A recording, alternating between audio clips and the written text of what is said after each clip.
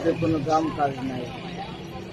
আর 3-4 দিন ধরে খুব বেকার বেকার আইতাছে যাইতাছে, কোনো বাচ্চা কাচ্চার কোনো খাবার নিতে পারি না, রুজি করতাম পারি না, কাস্টমার আসে না, ইনকাম করতাম পারি না, কিভাবে দিন যাপন করবো। আপনার বাসা কোন জায়গায়? আমরা বাসা অফার প্রথমতলি। খুব কষ্টে দিন যাপন করছে। আমার নাম কি তা? আমার নাম কৃষ্ণ। জি, কৃষ্ণ ঋষি। আপনি জুড়ে বলবো। কৃষ্ণ ঋষি। কৃষ্ণ ঋষি। মেন বাড়ি কোন জায়গায়? তিন বাড়ি হবে হবিগঞ্জ। এখান থেকে কয়েকদিন থেকে আছেন? এখানে তো অনেকদিন ধরে, ছোট থেকে এখানে। আপনার কি এই ব্যবসা আর কিছু নাই? না, আর কিছু নেই।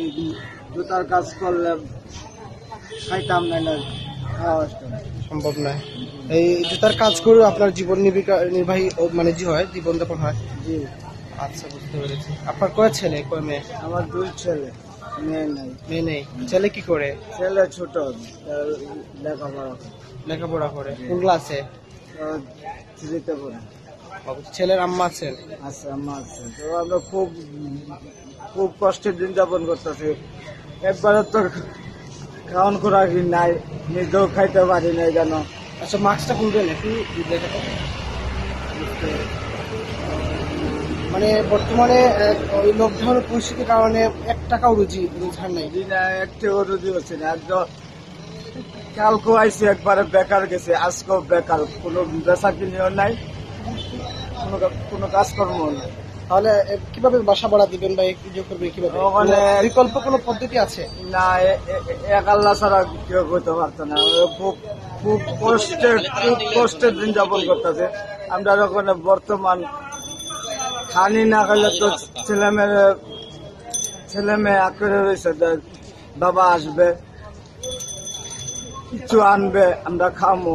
আমি তো নিজেই খেতে পারি না, তো আমি ছেলে মেয়ের কিভাবে খাও? এখান থেকে কিছু টাকা পেলে ছেলেদেরকে নিয়ে কিছু নিয়ে দেন, মুখে খাবার দেন, এটাই আপনার? এটাই আপনার ইনকাম হইলে আমিও খাইতাম, আমার ছেলে মেয়ে খাইতো, আমার মা আছে, তো পরিবার আছে, তারাও খাইতো। মানে আমি ইনকাম না করতে পারলে বাচ্চা কাচ্চারা কিভাবে খাওয়াবো, পরিবার কিভাবে বাঁচাবো? আজকে কয় টাকা রুজি করছেন এই পর্যন্ত?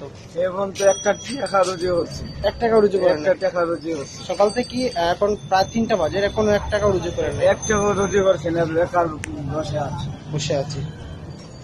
আপনার ছেলে মেয়ে আপনার হাতের দিকে চেয়ে আছে যে কবে বাবা আসবে আর কবে কিছু নিয়ে আসবে, তাই না? জি। আচ্ছা, ঠিক আছে।